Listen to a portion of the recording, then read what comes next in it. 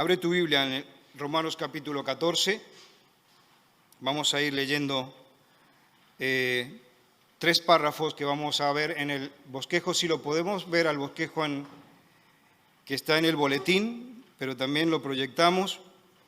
El título entonces para Romanos capítulo 14 es Llamados a la unidad cristiana en la diversidad. Vamos a tratar en 3 bloques el capítulo 14. El primero de ellos, no tenemos que juzgar a ningún hermano ni a ninguna hermana, ni tú ni yo. Tenemos que juzgar a nadie y lo veremos que surge de la Escritura. Capítulo 14, 1 al 6. Segundo punto, todos vivimos, moriremos y seremos juzgados por el Señor. Y el tercer punto que vamos a meditar es capítulo 14, 23, enfoquémonos en Cristo y su reino, edifiquemos sin destruir. Y ahí lo tenemos bosquejado. También para iniciar quería dar un flash de un vídeo corto, son menos de 3 minutos, que nos habla sobre las tribus urbanas. Me parece interesante un reportaje sobre las tribus urbanas que cada vez son más visibles. ¿Podemos verlo? Bueno, ¿tú a qué tribu perteneces? Yo a las lolitas góticas. Aparte, dentro de lolita gótica hay muchos más subgéneros. Ahora mismo voy del subgénero de gothic lolita, que consiste en mezclar la estética del gótico con la lolita, que es una estética mucho más infantil. Todos los tejidos son en plan bordados, muy barrocos, muy bizantinos, con muchos vuelos, lazos. Está también el sweet lolita, que es en blanco, con colores más pasteles, como puede ser el rosa o el amarillo o el azul. Está el king lolita, que son vestidos japoneses. A mí el que más me gusta es uno que se llama puro lolita, que es igual que este, pero todo negro. Ir todo negro es muy en plan funerario. Y tanto de negro, pues la gente te mira y eso. Y muchas veces te paran por la calle para que te hagas fotos con ellos. Me lo hizo una compañera, una amiga. Se suelen llevar cofias, como los que llevaban antiguas, en plan señora de la limpieza y tal. Entonces luego ya te la atas, o también te la puedes atar aquí adelante o vienes más atrás.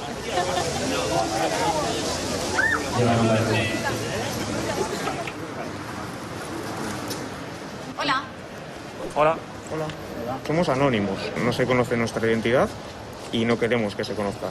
Somos más como una subtribu urbana. Nos gustan los cómics, el cine. Yo trabajo y estudio. Yo estudio. Yo estudio. ¿Qué estudiáis? Periodismo. La máscara no es la sustitución de nuestra cara, sino un mero elemento de plástico que llevamos porque es divertido. Es bueno que no te reconozcan. Hola. Hola. ¿Qué estética tienes? Creo que tirando afterpunk, gótico y demás. Cuando es para salir, es cuando se viste uno pues con estas pintas. Te pueden llamar desde bruja hasta vampiro, hasta un montón de tonterías. Todo lo que es relacionado con los vampiros y demás a mí siempre me ha llamado mucho la atención. No me molesta la luz en sí, porque todo el mundo necesita luz para vivir. Está más cómodo en la sombra. Nice. You like it? ¡Mecha kawaii! Gracias. Hice magisterio de música, hice el conservatorio, hice luego magisterio infantil. Si tienes que ir a un trip de trabajo tienes que ir con una estética, digamos, convencional, elegante y normal. No es que tengamos problema con ninguna tribu urbana en sí. Tenemos problemas con la gente que se mete con nosotros sin saber nada. Tribus urbanas. No son nuevas. Ya de los 60 estaban los famosos hippies. Los más agresivos que se conocen son los cabezas rapadas. Y se trata de grupos de gente con gustos, intereses y preferencias en común. Y esta gente intenta diferenciarse de la cultura mayoritaria. Y bueno, ya los vemos, ¿no? Estos grupos, como cada vez son más visibles. Los miembros de las tribus urbanas comparten la identidad y la exhiben orgullosamente, como decía ahí una de las niñas, ¿no? Que decía que hay veces que se hace ver y se muestra para que la gente le mire. Tienen ese estilo diferente de vestir, reglas que también, códigos que tienen entre ellos, la misma jerga para hablar, gustos musicales similares, y hay algunos grupos así que, como digo, los cabezas rapadas tienen una ideología similar. Y en general mucha gente piensa que la iglesia cristiana tendría que ser algo por el estilo. Pero pido a Santi que lea Apocalipsis capítulo 5, verso 9. Y cantaban un nuevo cántico diciendo: digno eres de tomar el libro y de abrir sus sellos, porque tú fuiste inmolado, y con tu sangre nos has redimido para Dios, de todo linaje y lengua y pueblo y nación. ¿Has notado? Tú fuiste inmolado y con tu sangre nos has redimido para Dios de todo linaje, lengua, pueblo y nación. ¿Notas la carga de diversidad, de multiculturalidad cosmopolita que es la iglesia del Señor Jesucristo, el pueblo de Dios que Él se ha elegido, de toda lengua, de toda nación, distintas etnias que componen el pueblo de Dios? Esto nos lleva a ver de que toda la creación está impregnada de la diversidad de nuestro Dios, que es un Dios diverso en sí mismo, y a la vez todo lo que ha creado lleva su sello de diversidad. Y nosotros como pueblo de Dios también estamos cargados de esa diversidad.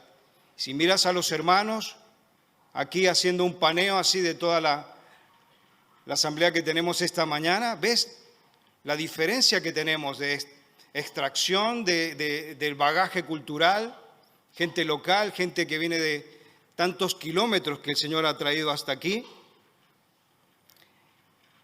Entonces vemos que es la iglesia del Señor Jesucristo rica en cuanto a estos aspectos, multiculturalidad, diversidad. Pero esto, claro, ¿qué pasa? Plantea retos muy potentes, que es lo que vamos a ver esta mañana en capítulo 14 de Romanos. Porque el hecho de que tengamos esos trasfondos diferentes y la identidad, como cada uno la tiene individual, esto presenta retos. Y aquí en el capítulo 14 de Romanos, la iglesia del primer siglo, el Señor se está encargando de darnos principios y darnos herramientas para que podamos vencer esos retos que son reales en la iglesia del Señor. Vamos a leer entonces los primeros 6 versos. Dice así la carta, dice: recibid al débil en la fe, pero no para contender sobre opiniones, porque uno cree que se ha de comer todo, otro que es débil come legumbres.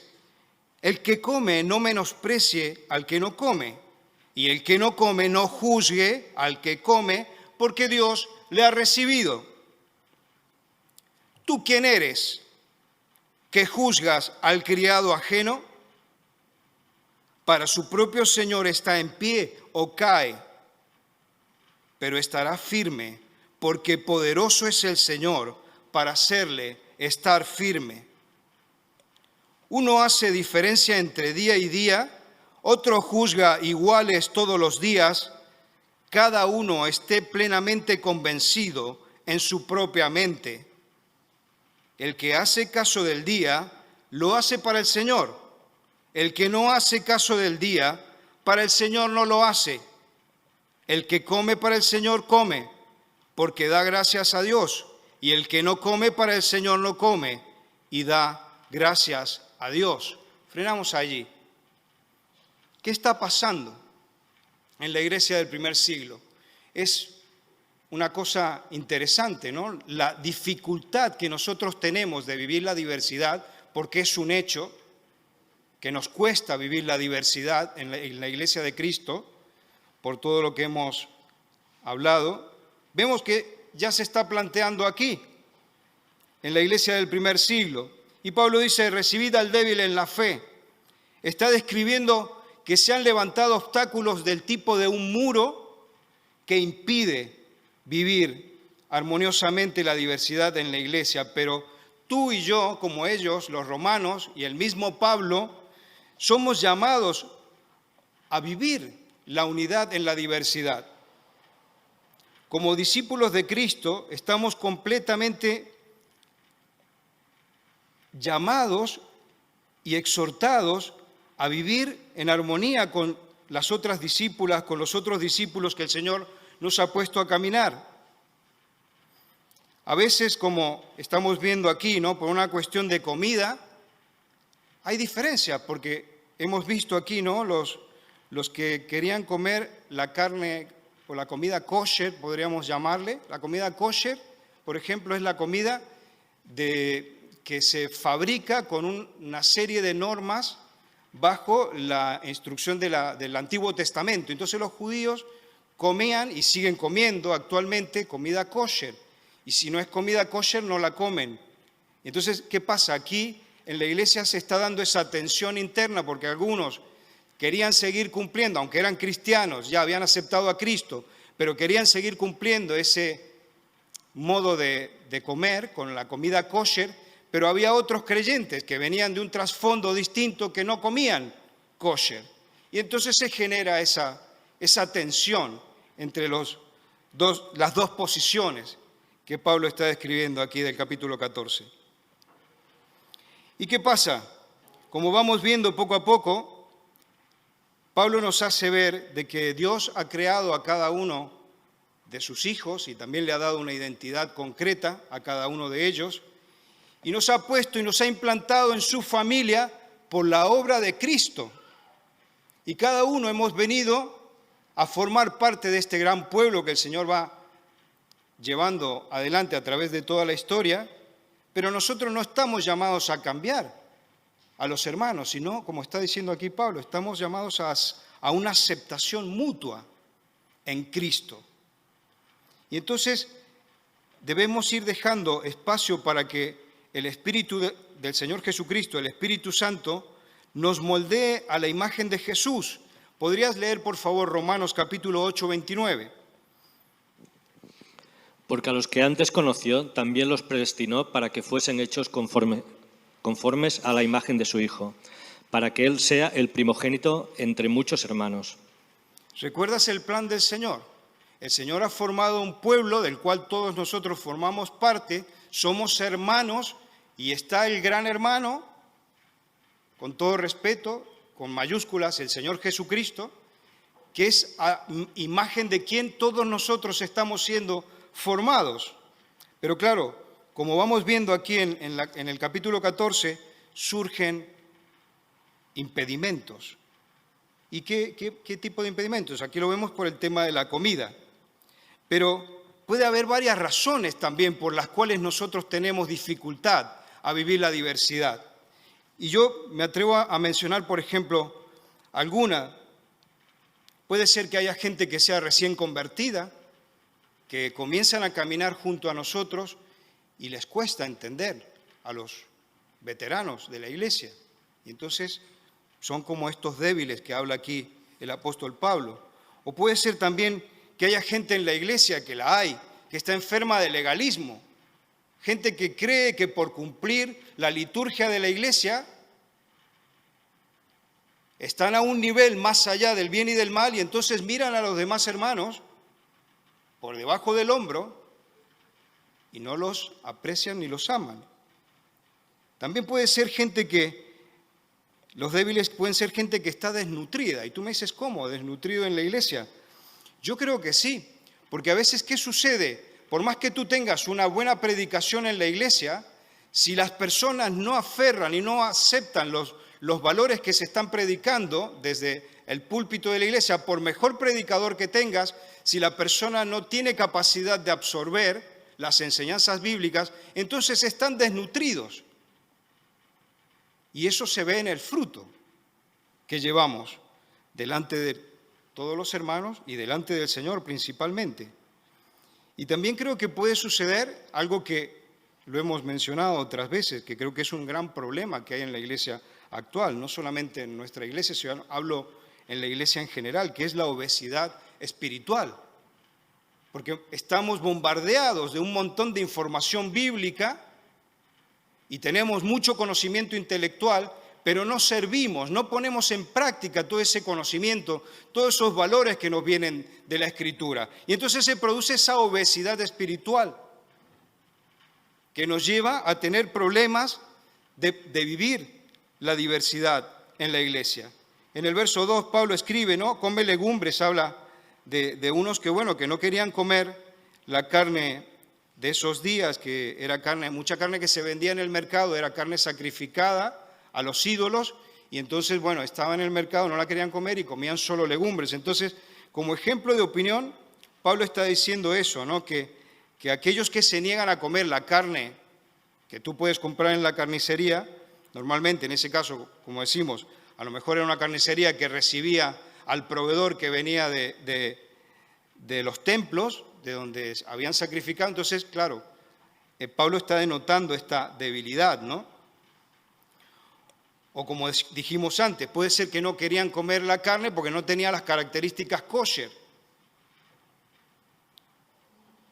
Aparentemente, también por lo que dice Pablo aquí, la barrera que se generaba era que ni siquiera querían tener comunión, no querían ni siquiera comer juntos, porque uno comía kosher y el otro no. Entonces había un muro que los dividía. Y entonces eso atacaba directamente, atentaba contra la unidad que el Señor quiere en su pueblo. Y vemos que este tema era candente ahí en la iglesia de Roma de los primeros años. ¿Y qué ha pasado? ¿Ha desaparecido eso? Yo creo que no. Porque mira que, por ejemplo, ahora en las iglesias actuales sigue habiendo cosas, no son del tipo kosher y no kosher, porque a nosotros no nos afecta eso, pero sí puede haber cosas como, por ejemplo, hay iglesias donde dicen, si hay batería en la iglesia, el Espíritu del Señor no está allí. Y se producen divisiones por eso. O, por ejemplo, el tema del arbolito, que yo no armo el arbolito, pero hay otro hermano que arma el arbolito en su casa. Y eso genera un problema de divisiones en las iglesias. Sigue escribiendo Pablo, ¿no? Dice, otro que es débil come legumbres. Dice, el comentarista dice, en la mente de Pablo entendemos que ve a los hermanos débiles como más estrictos, ¿no? Si tú comes kosher, claro, eres débil, ¿por qué? Porque eres más estricto y no sientes en tu conciencia la libertad en el Señor para comer una comida como la carne no kosher o la comida que no es kosher. Y entonces, ¿qué pasa? Ven a los demás como más débiles. El que realmente es débil ve al otro como el débil. Y entonces se generan, ¿no?, las dos posturas y viene el choque y la tensión. El legalismo, como dicen los comentarios también de esta carta, tiene una manera de hacernos pensar de que somos fuertes nosotros y aquellos que no cumplen con esas reglas, de la manera que nosotros lo estamos viendo, son los débiles. Y eso es un problema para vivir la diversidad. En el verso 3 Pablo dice, ¿no?, el que come no menosprecie al que no come. Pues claro, también es fácil de que el otro que no está con esa idea del no kosher, de que también se infle, ¿no?, y diga, pero no, este al final es débil y lo termina juzgando para mal, ¿no? También sería fácil para aquellos que no comían carne el juzgar que lo estuvieran haciendo. Pero aquí hay algo clave, ¿no?, en el verso 3, que dice que Dios ha recibido a tantos cristianos, tanto que coman kosher como que no lo coman. O sea, la base que tiene que realmente calar en nuestra mente para mirar a los demás hermanos no es si ponen el arbolito o no ponen el arbolito en la casa, no es si se toca la batería o no se toca la batería o muchas otras cosas simples y básicas que nos tienden a dividir, sino que tenemos que ver que el Señor Jesucristo ha muerto por ellos, los ha redimido, como dice el autor de Apocalipsis, con su sangre y los ha implantado en su pueblo y está trabajando con su espíritu para formarlo a la imagen y a la estatura del Señor Jesucristo. Y en el verso 4 entonces la exhortación, ¿tú quién eres que juzgas al criado ajeno? Porque en realidad nosotros todos somos siervos del Señor y tenemos el gran rey que está reinando sobre cada uno de nosotros.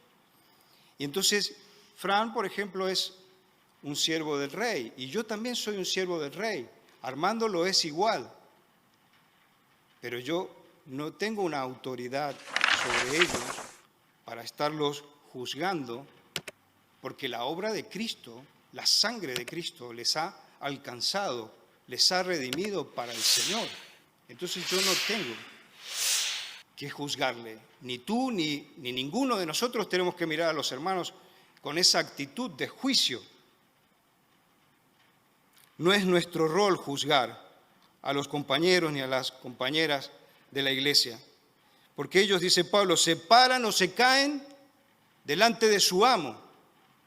Soy yo, él es mi amo, Armando es mi amo, es el Señor nuestro amo. Y nosotros vamos caminando al lado de él, nos caemos y nos levantamos, y es el Señor quien nos sostiene.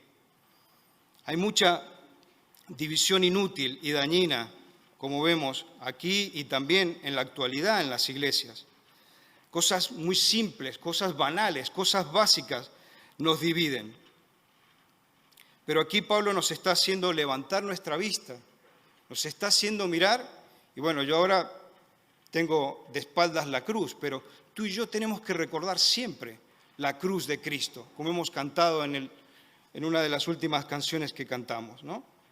El Señor dio ese paso de venir, dejar su trono e ir a la cruz, la cruel cruz cantamos, a morir por cada uno de nosotros. Murió por todos nosotros y eso tiene un valor incalculable. Y claro, eso nos tiene que llevar a la aceptación mutua, por más que tengamos diferencias de cualquier tipo, de lenguaje, de color de piel, de extracción social que tengamos, todos somos iguales delante del Señor Jesucristo. Verso 5 escribe Pablo, uno hace diferencia entre el día y día. Y claro, parece que todavía había gente que estaban muy pendientes en cuanto al calendario religioso.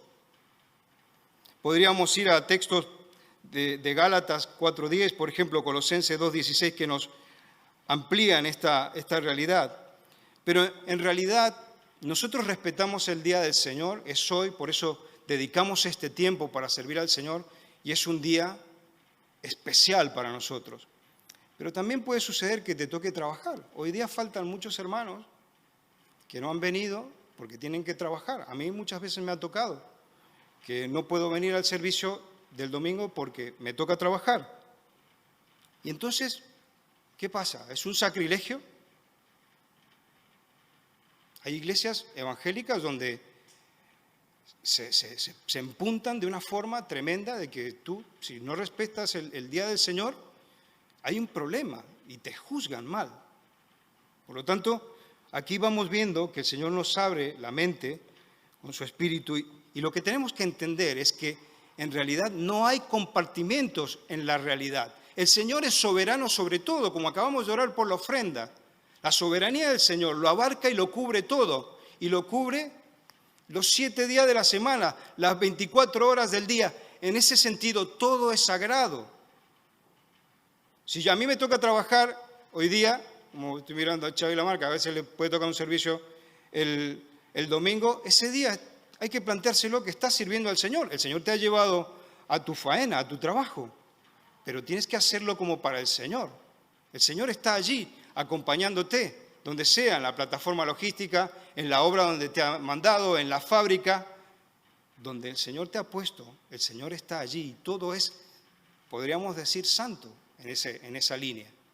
No hay un día más importante que otro, aunque sí respetamos el día del Señor. Cada uno comienza a apelar al tema de la conciencia. Dice, cada uno esté plenamente convencido en su propia mente. Claro, es que ahora Pablo nos hace meditar sobre la cuestión de nuestra conciencia. Ya lo vamos a ver como la aplicación. Y vamos a analizar también, ¿no?, que la conciencia no es ese angelito blanco y ese diablito que está uno a cada hombro del creyente y que está allí hablándole. No, no van por ahí los tiros. Eso, vamos a ver algo más bíblico de qué es la conciencia. Pero el verso 6 dice que todo tiene que ser hecho para el Señor. Y la usa 3 veces esta frase en el verso 6. Y 2 veces en el verso 8. Y todo tiene que ver con el estilo de vida que llevamos tú y yo. Y entonces eso nos recuerda que todo lo que hacemos, ya sea cuando nos encontramos aquí en el templo o cuando salimos fuera, en el ámbito de nuestra familia o en el ámbito laboral, o cuando nos invitan a jugar a un partido de pádel o a un partido de fútbol, siempre tenemos que recordar que lo hacemos como para el Señor. Nos avanzamos hacia el punto 2. Vamos a leer entonces versos 7 a 13. Escribe Pablo así: porque ninguno de nosotros vive para sí y ninguno muere para sí, pues si vivimos, para el Señor vivimos, si morimos, para el Señor morimos. Así pues, sea que vivamos o que muramos, del Señor somos. Porque Cristo para esto murió y resucitó, y volvió a vivir para ser Señor así de los muertos como de los que viven. Pero tú, de nuevo, ¿por qué juzgas a tu hermano? ¿O tú también, por qué menosprecias a tu hermano? Porque todos compareceremos ante el tribunal de Cristo. Porque escrito está: vivo yo, dice el Señor, que ante mí se doblará toda rodilla y toda lengua confesará a Dios. De manera que cada uno de nosotros dará a Dios cuenta de sí. Así que ya no nos juzguemos más los unos a los otros, sino más bien decidid no poner tropiezo u ocasión de caer al hermano. Debemos entender que el principio de nuestra vida y hasta el final de nuestros días somos llamados para vivir a la gloria de Dios. El Señor te ha creado a ti, como dice el salmista, te formó en el vientre de tu madre, allí donde nadie te veía, te entretejió allí, pero ¿con qué objetivo? ¿Con qué fin? Para que tú le glorifiques, igualmente yo. Fuimos creados para su propia gloria. Y entonces Pablo está diciendo esto, que nosotros no somos el centro del universo. Eso es un problema de la cultura que, ¿qué pasa? Nos hace poner en el centro de la realidad y todo gira en torno a nosotros. Piensa en las publicidades. ¿Cuántas veces todo gira en torno a ti? En realidad no es así. Eso es una mentira. Y nosotros, claro, como somos, la aceptamos y la vivimos y la potenciamos. Pero el centro de todo el universo, de todo lo creado, es el Señor Jesucristo. Es Él. Verso 8, entonces, así sea que vivamos o muramos, somos del Señor. De principio a fin, como hemos dicho, nuestra vida tiene que estar dedicada a Él. Ya sea que estemos donde sea, Él tiene que ser honrado. En verso 9 pone valor y da sentido a la obra de Cristo, Pablo. Porque Cristo para esto murió y resucitó. Por favor, recordémoslo. Recordemos esto, es muy importante. La obra de Cristo tenemos que ponerla en valor a cada minuto de nuestra vida. Y Él nos creó para vivir juntos, a su lado y juntos entre nosotros, como pueblo, como su familia. Y como decíamos el otro texto que dice, ¿no?, que Cristo es el hermano mayor entre nosotros a la forma de quien estamos siendo llevados. Pero ¿qué pasó? En Génesis 3:5 eso se trastocó y tú y yo no lo queremos. Porque Satanás nos dijo, ¿no? Si comes de ahí, serás como Dios. Y es lo que nosotros tendemos a hacer. Queremos hacer lo que queremos nosotros. Nos cuesta obedecer al Señor. Nos cuesta centrarlo como el amo del universo, el centro del universo y queremos ocupar su lugar. Y nos cuesta obedecer.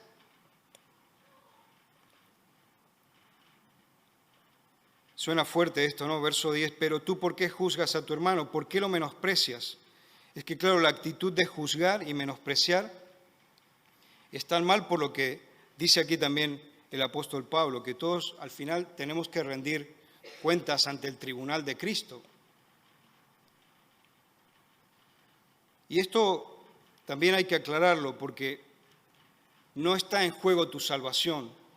El hecho de que Cristo fue a la cruz y murió de la forma en que murió y resucitó y está sentado a la diestra del Padre implica que hemos sido salvados cuando aceptamos la obra de Cristo en nuestra vida. Pero lo mismo, hay un tribunal donde nosotros vamos a comparecer. Y el tribunal es parecido, la figura que usa tiene mucha conexión con el tribunal de los Juegos Olímpicos. Cuando en esa época en Grecia, cuando terminaban las competencias de los Juegos Olímpicos, los atletas se presentaban delante del comité que entregaba los premios, las coronas. Y es un poco la idea que usa Pablo aquí con este tribunal donde tú y yo, cada uno de los creyentes, todos los santos no se refiere ni a San Antonio ni a Santa Catalina, los santos somos nosotros, que hemos sido redimidos por la sangre del Cordero, como decíamos al principio, y vamos a presentarnos delante de ese tribunal donde nuestra vida será analizada y evaluada exhaustivamente por el Señor, y entonces nos va a dar un premio conforme hayamos hecho su voluntad, le hayamos obedecido. Por eso es importante que meditemos estas cosas. Resumiendo, en el verso 13 dice, ya no juzguemos. Por favor, ¿puedes leer Mateo 7, 1, 6, por favor, y después el 7, 12? Esto me parece interesante porque es Cristo que nos está iluminando sobre esta declaración de que no tenemos que juzgar. No juzguéis para que no seáis juzgados, porque con el juicio con que juzgáis seréis juzgados, y con la medida con la que medís os será medido. ¿Y por qué miras la paja que está en el ojo de tu hermano, y no echas de ver la viga que está en tu propio ojo? ¿O cómo dirás a tu hermano, déjame sacar la paja de tu ojo, y he aquí la viga en el ojo tuyo? Hipócrita, saca primero la viga de tu propio ojo, y entonces verás bien para sacar la paja del ojo de tu hermano. No deis lo santo a los perros, ni echéis vuestras perlas delante de los cerdos, no sea que las pisoteen y se vuelvan y os despedacen. ¿Y el 7:12? Así que todas las cosas que queráis que los hombres hagan con vosotros, así también haced vosotros con ellos, porque esto es la ley y los profetas. La regla de oro. Así como yo quiero que me trate mi hermana, mi hermano, yo tengo que tratarle a él con respeto, consideración. Aquí el Señor, lo veíamos en los versos anteriores, es el amor que el Señor quiere que nos dediquemos mutuamente y que nos tratemos con esa norma de oro, ¿no? Esa regla de oro, tratad a los demás como queréis ser tratados. Ahora, esto no quita la necesidad de la exhortación. ¿Por qué? Porque, por ejemplo, yo, no lo sé, me emborracho, digo una locura, me emborracho y vengo aquí en la mañana pasado de copas. Y me ve el hermano Fran y me ve en esas condiciones. ¿Qué tiene que hacer? ¿Me tiene que decir algo o no me tiene que decir nada? La exhortación no es que se anula, porque todos tenemos que seguir la línea de la Escritura. Entonces, hay una necesidad de exhortar y desaprobar ciertos comportamientos que el liderazgo de la Iglesia, en lo que se llama gobierno y disciplina en la Iglesia, tiene que llevar adelante. Pero nunca tenemos que juzgar a nadie. O sea, cuando se aplica la disciplina bíblica, no tenemos que juzgar a nadie, simplemente encomendarlo y exhortar y corregir en base a lo que dice la Escritura. Entonces, aquí Pablo dice, ¿no? Decidid no poner tropiezo a tu hermano. Porque claro, nosotros en la forma que nos relacionamos con los demás hermanos, podemos impactar en ellos negativamente. En el modo en que yo me dirijo y comunico con mis hermanos y interacciono con ellos, puede causar abatimiento, puede causar una caída, puede causar hasta que se vaya de la iglesia. ¿Te das cuenta?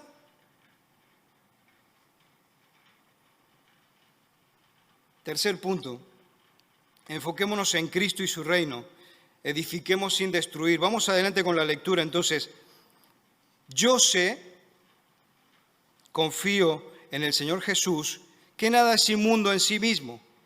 más para el que piensa que algo es inmundo, para él lo es. Pero si por causa de la comida tu hermano es contristado, ya no andas conforme al amor. No hagas que por la comida tuya se pierda aquel por quien Cristo murió. No sea pues vituperado vuestro bien, porque el reino de Dios no es comida ni bebida, sino justicia, paz y gozo en el Espíritu Santo. Porque el que en esto sirve a Cristo agrada a Dios y es aprobado por los hombres. Así que sigamos lo que contribuye a la paz y a la mutua edificación. No destruyas la obra de Dios por causa de la comida. Todas las cosas a la verdad son limpias, pero es malo que el hombre haga tropezar a otros con lo que come. Bueno es no comer ni beber vino, ni nada en que tu hermano tropiece o se ofenda o se debilite. ¿Tienes tú fe? Tenla para contigo delante de Dios. Bienaventurado el que no se condena a sí mismo en lo que aprueba, pero el que duda sobre lo que come es condenado, porque no lo hace con fe, y todo lo que no proviene de la fe es pecado. Pablo sabía que no había nada intrínsecamente inmundo acerca de esa carne que había en esos días, que había pasado por los santuarios dedicados a los ídolos. Y también lo tenía súper claro que tampoco había nada que pudiera justificar la destrucción de un hermano por ese tema. Y es así que ha quedado plasmado en la carta. El asunto ahora no se trata de mi libertad personal. Volvemos al tema del egoísmo. No se trata de ti, de tu persona, de lo que tú quieres hacer, sino que se trata de andar conforme al amor del Señor Jesucristo. Como hemos dicho antes, por quien Cristo murió. Si Jesús estaba dispuesto a dar la vida por todos los que estamos aquí, entonces ¿quién soy yo para juzgar a nadie? ¿Quién eres tú para juzgar a los hermanos? Si nosotros ponemos la comida y la bebida antes la justicia, la paz y el gozo en el Espíritu Santo, entonces nosotros estamos completamente fuera de sintonía con el Señor. Si tú sigues tus impulsos, tu corazón, si te falta dominio propio, no estás en sintonía con tu Creador, con el Señor. El servir a Dios, como ha escrito aquí Pablo, ¿no? Es servirle con un corazón que tenga en cuenta la persona del Señor, cómo es Él, su justicia, su paz, su gozo, la forma, sus valores en cómo es el Señor. Y verso 20 es una exhortación tremenda. No destruyas la obra de Dios por causa de la comida. Si el comer o beber algo hace que otro hermano tropiece, entonces no tenemos la libertad de hacer lo que nosotros queremos. Porque sí, tú y yo tenemos una libertad personal para actuar, pero no tenemos que ofender ni destruir a ninguno de nuestros hermanos. Pablo está explicando también que la comida, vuelvo a repetir, no era impura, pero claro, en la conciencia de aquellos que sabían cómo funcionaba el sistema, ¿no? de la carne sacrificada a los ídolos, generaba toda esa actitud. Sin embargo, no tenemos que pensar que Pablo permitiría, ¿no? que esa libertad, y lo estamos viendo, y es lo que nos exhorta a fecha de hoy a cada uno de nosotros. Tú y yo y todos somos libres en el Señor, pero no tenemos que abusar mal de esa libertad para juzgar y destruir a los demás hermanos. ¿Tienes tu fe? Ha preguntado verso 22, ¿no? ¿Tienes una fe fuerte? ¿Te sientes fuerte en el Señor? Pues honra y alaba a Dios. Pero no te permitas juzgar y destruir a tus hermanos. Vamos a ver aplicaciones. Creo que es bueno que meditemos cuatro aplicaciones para llevarnos en el corazón. Primero el tema que vimos en el verso 1 sobre estas debilidades, ¿no?, que pueden afectar a los creyentes. Y el tema de la obesidad espiritual me parece que es algo que tenemos que llevarlo en nuestro corazón, porque podemos absorber mucho conocimiento bíblico, podemos ser eruditos de la Escritura, pero si no ponemos en marcha la maquinaria del servicio cristiano, entonces el riesgo es que vayamos a ser obesos espirituales y eso nos lleva a ser débiles. Si escuchas muchas prédicas, si estudias mucho, el conocimiento infla, dice la misma Escritura. Pero entonces nuestro estilo de vida espiritual tiene que ser caracterizado por el servicio también. Si yo no me muevo, si no pongo en práctica todo lo que voy aprendiendo de la enseñanza, entonces voy a estar recibiendo más calorías de las que estoy consumiendo y por lo tanto me voy poniendo obeso espiritualmente. En los versos 10 a 12 también veo otra aplicación, porque nos ha hablado tanto, ¿no?, sobre no juzgar a los demás. Y habla de este tribunal de Cristo. Por favor, ¿podrías leer 2 Corintios 5:10, que también nos ayuda a ampliar nuestra visión de esto? Porque es necesario que todos nosotros comparezcamos ante el tribunal de Cristo, para que cada uno reciba según lo que haya hecho mientras estaba en el cuerpo, sea bueno o sea malo. Está establecido que un día todos nosotros vamos a pasar delante de ese tribunal. Y como dijimos, el tribunal tiene por objetivo, el Señor es el juez, y entonces va a analizar lo que hemos hecho en nuestra vida. Pablo dice que tendremos recompensas, por eso habla de esas coronas que recibiremos. Como dije antes, no vamos a perder nuestra salvación porque ya hemos sido pagados a precio de sangre, pero sí que estaremos allí de pie para escuchar de parte del Señor una valoración de cómo hemos vivido. Otra enseñanza que también me parece que nos tenemos que llevar es que es una realidad que la diversidad nos lleva a tener desacuerdos. El hecho de que tengamos toda esa identidad tan específica cada uno de nosotros hace inevitable que tengamos desacuerdos. Y mira tú por dónde el mismo apóstol Pablo en Filipenses 2:2 escribe, ¿no?, que sean todos del mismo sentir. Pero también a él le era difícil poner en práctica ese ideal. Mira lo que le pasó en Hechos 15, 36, 41. ¿Te recuerdas que lo vimos eso en una predicación? La triste historia del desacuerdo tan grave que tuvo con Bernabé, un compañero de batalla cercano con el cual colaboraban, que Bernabé quería llevar a Juan Marcos en uno de los viajes misioneros y Pablo se empuntó que no quería y llegaron allí a una tensión que los separó. El propósito de la Escritura cuando nos cuenta estas cosas es darnos herramientas, instruirnos. ¿Para qué? Para que estos retos que son reales en la iglesia podamos enfrentarlos y vencerlos, como estamos viendo en este caso, esto que pasó con Pablo y Bernabé. Al final, a pesar del fuerte desacuerdo que llegó a separarlos, al final después siguieron teniendo comunión entre ellos y se apoyaron mutuamente al punto que lo vemos en 1 Corintios 9, 5, 6, ¿no?, que Pablo está pidiendo que apoyen también a Bernabé. O sea que por más que hubo ese desacuerdo, que tú y yo podemos tener posiciones diferentes, pero en el amor del Señor tenemos que ver cómo miramos al Señor y salimos adelante ante ese muro que se levanta entre tú y yo. Esto es una realidad para nosotros. Por lo tanto, si tienes un desacuerdo con alguno de los hermanos, que puede ser normal como estamos diciendo, no tienes que dejar de orar por tu hermano.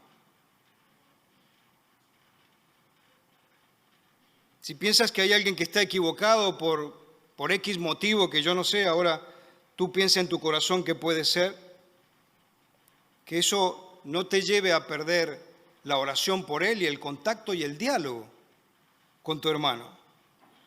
No permitas que tu desacuerdo sea tan firme que no pueda ser revisado conjuntamente. Y al final, me encanta porque cuando vemos en segunda de Timoteo 4:11, vemos que Pablo termina pidiéndole a Bernabé que le envíe a Juan Marcos porque le parecía que iba a ser buena ayuda en lo que estaba haciendo.